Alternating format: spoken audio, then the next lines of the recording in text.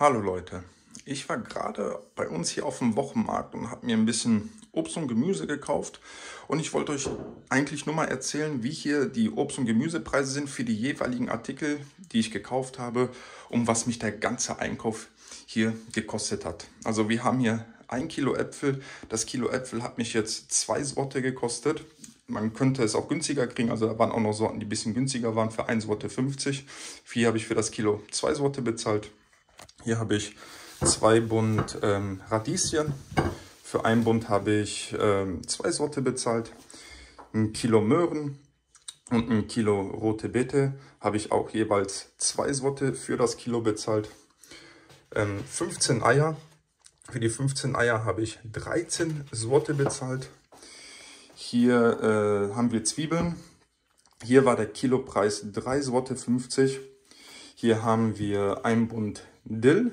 Hier, die Dill ist hier sogar auch noch mit Wurzeln, kann man auch noch ins Wasser legen. Wenn man das jetzt nicht alles an einem Tag verbraucht, dann hält er auch noch ein bisschen.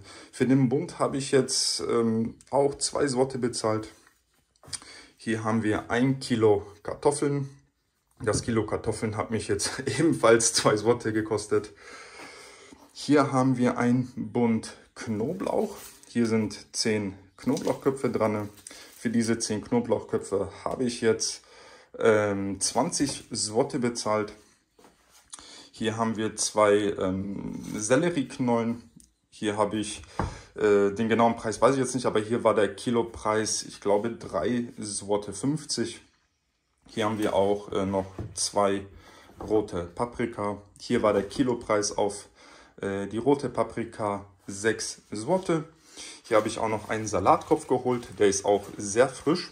Ich sage euch auch noch, woran ihr erkennen könnt, ob der Salat frisch ist, auch wenn ihr im Supermarkt seid. Ihr müsst den dann umdrehen und hier am Strunk seht ihr, der ist ganz, ganz frisch. Wenn er schon etwas liegt oder etwas älter ist, dann sind da halt so braune Stellen oder vielleicht wird das auch so leicht gelblich. Es heißt nicht, dass er nicht mehr genießbar ist, nur das heißt, dass er schon geerntet wurde, schon vielleicht ein bisschen liegt und ja, vielleicht nicht mehr ganz so frisch ist. Aber der ist hier wirklich sehr, sehr, sehr frisch. Dann haben wir hier auch noch eine Gurke, habe ich gekauft. Hoppala, die Gurke kostet auf dem Kilo jetzt 4 Zloty. Und dann haben wir hier noch Tomaten. Das sind Tomaten polnischer Herkunft. Auf dem Markt kriegt man auch bulgarische oder türkische, auch genauso wie holländische. Aber wir haben hier einen Händler, der hat nur polnische Tomaten. Und hier kostet das Kilo polnische Tomaten 7,50 Zloty.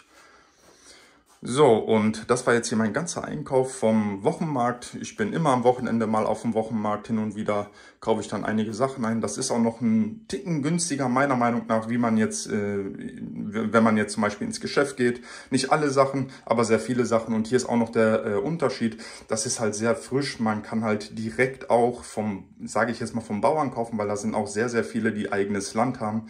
Und ja, dann ist auch einfach eine gewisse Sicherheit bei. Also jetzt für mich persönlich, dass das auch gut angebaut ist. Der ganze Einkauf hat mich jetzt insgesamt 72 Zloty gekostet, was auf den Euro gerechnet circa 15 Euro ist.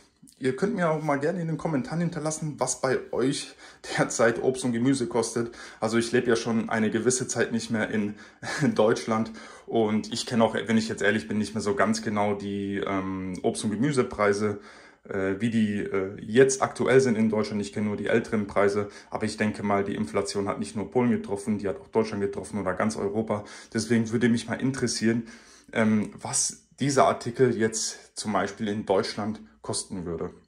Ja, in diesem Sinne danke ich dir, dass du dir mein Video bis zum Ende angeschaut hast. Bleib gesund und bis zum nächsten Mal. Tschüss!